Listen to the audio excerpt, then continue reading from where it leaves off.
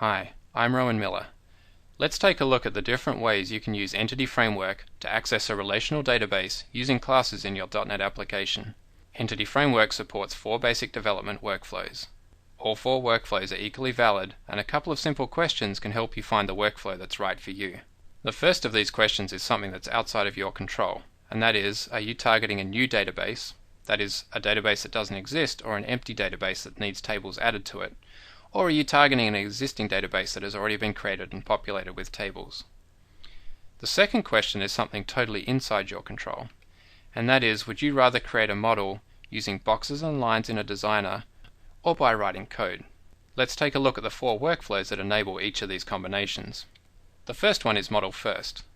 In Model First, I use boxes and lines in a designer to create a model. I can then generate a database from the model. The classes that I'm going to interact with in my application are generated for me based on the boxes and lines that I draw in the designer.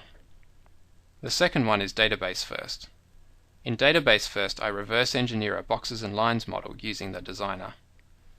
I can then tweak the mapping and the shape of my classes in the design surface.